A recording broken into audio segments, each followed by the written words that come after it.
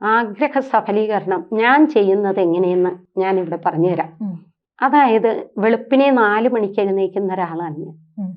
ചോറ്റാനിക്കര അമ്മയുടെ അടുത്തേക്ക് 36 kilometre car ഓടിച്ചാലേ അവിടെ എത്തുള്ളൂ ഭഗവതിയെ കാണാൻ.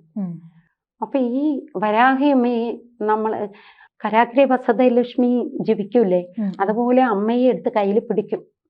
കിടക്കണ അവിടുന്ന് എഴുന്നേറ്റ് കയ്യും കാലും മുഖവും കഴുകി അവിടെ ഇരുന്ന് നമ്മളൊരു 10 മിനിറ്റ്, കൂടുതലൊന്നും പറയുന്നില്ല, 10 മിനിറ്റ് നമ്മൾ ആ അമ്മയെ എടുത്ത് അമ്മയുടെ മന്ത്രങ്ങൾ ജപിക്കുകയാണ്. വേറെ ഒരു മന്ത്രവും അല്ല. ഓം വാരാഹി വാരാഹി വാരാഹി വാർത്താളി വാർത്താളി വാർത്താളി ഓം വജ്രകോശ വാരാഹിയേ നമ എന്ന് ജപിച്ചിട്ട് വജ്രകോശമാണ് നമ്മൾ ജപിക്കണത്. അതിലൊക്കെ കോശം ഇതൊക്കെ പറയുന്നുണ്ട്. ഞാൻ ജപിക്കുന്ന വജ്രകോശമാണ്. ഇത് വജ്രകോശം 108 എന്ന് പറയും. ഇപ്പൊ ഞാൻ 108 അല്ല, അതിലധികം ജപിക്കുന്നുണ്ട്. എന്റെ കാര്യങ്ങൾ എന്താണെന്നൊന്നും ഞാൻ അമ്മയോട് പറയുന്നില്ല.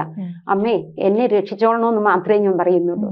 കാര്യകാരണ സഹിതം പ്രാർത്ഥിക്കുമെന്ന് ഞാൻ പറഞ്ഞു കൊടുക്കാറുണ്ട്. ജനങ്ങളോട് നമ്മൾ പറയുമ്പോൾ അവർക്ക് അതുപോലെ പറഞ്ഞു കൊടുക്കണമല്ലോ, അതുകൊണ്ട് പറഞ്ഞു കൊടുക്കും. ചില കുട്ടികൾക്കൊന്നും മനസ്സിലാവില്ല പ്രാർത്ഥിക്കുമ്പോ ഇങ്ങനെ. അപ്പൊ ഇത് പീരീഡ്സ് ആയിരിക്കുമ്പോൾ പ്രാർത്ഥിക്കാമോ എന്നൊക്കെ സംശയമുണ്ട്. ഞാൻ ചോദിക്കണ, പീരീഡ്സ് ആയിരുന്നാലും ഞാനൊക്കെ ഒരു ഊണെടുത്ത് വെക്കുമ്പോഴും എനിക്ക് മനസ്സിൽ ഈ അമ്മ വരും. എല്ലാവർക്കും അങ്ങനെ വരില്ലേ? നമ്മൾ വിളിക്കുന്ന ദേവി നമ്മുടെ മനസ്സിലേക്ക് വരും. വരഹി അമ്മേ, ആ ഊണ് കഴിക്കുന്ന സമയത്ത് അമ്മേ ഈ അന്നം എന്നും എൻ്റെ മുന്നിലുണ്ടായിരിക്കണം എന്നുള്ള പ്രാർത്ഥന നമുക്കുണ്ടാവും. അപ്പൊ അതിൽ പറയാനുള്ളത് മെൻസസ് പീരീഡ്, അതായത് പീരീഡ്സ് ആകുമ്പോൾ അത് പ്രകൃതി നിയമമാണ്. പ്രാർത്ഥിക്കാം. നമുക്ക് പുസ്തകമൊന്നും എടുത്തിട്ടല്ലല്ലോ പ്രാർത്ഥിക്കാം. അതിലെന്നും നെഗറ്റീവായിട്ട് ചിന്തിക്കാതെ പ്രാർത്ഥിക്കുക, പേടിക്കാതെ. മത്സ്യമാംസാദികൾ കഴിച്ചിട്ട് പ്രാർത്ഥിക്കാതിരിക്കുക. ഇത് വൃത്തിയും ശുദ്ധിയുമായിട്ടിരുന്ന് പ്രാർത്ഥിക്കുക.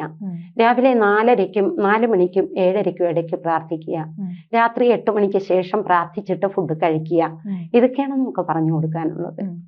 ജ്യോതിഷമോ വാസ്തുവോ നിങ്ങൾക്ക് ആവശ്യമുണ്ടോ? താഴെ കാണുന്ന നമ്പറിൽ വാട്സപ്പ് ചെയ്യൂ. നിങ്ങൾ ചെയ്യേണ്ടത് ഇത്രമാത്രം. താഴെ കാണുന്ന നമ്പർ നിങ്ങളുടെ മൊബൈലിൽ സേവ് ചെയ്യൂ. അതിനുശേഷം ഞങ്ങളുടെ നമ്പറിലേക്ക് വാട്സപ്പിലേക്ക് ഹായ് അയക്കൂ. ജ്യോതിഷ സംബന്ധമായ എല്ലാ ആവശ്യങ്ങൾക്കും ABC മലയാളം നിങ്ങളോടൊപ്പമുണ്ട്. സമ്പൂർണ്ണ ജാതകം, സാധാരണ ജാതകമല്ല, സമ്പൂർണ്ണ ജാതകം. 75 പേജുകളടങ്ങിയ സമ്പൂർണ്ണ ജാതകം 250 രൂപയ്ക്ക് നിങ്ങളുടെ കൈകളിലേക്ക്. അതിനായി നിങ്ങൾ ചെയ്യേണ്ടത് ഇത്രമാത്രം. താഴെ കാണുന്ന നമ്പറിൽ ബന്ധപ്പെടുക. ജ്യോതിഷവുമായി ബന്ധപ്പെട്ട എല്ലാ വിശേഷങ്ങളും നിങ്ങളിലേക്കെത്താൻ ABC ജ്യോതിഷം സബ്സ്ക്രൈബ് ചെയ്യുക.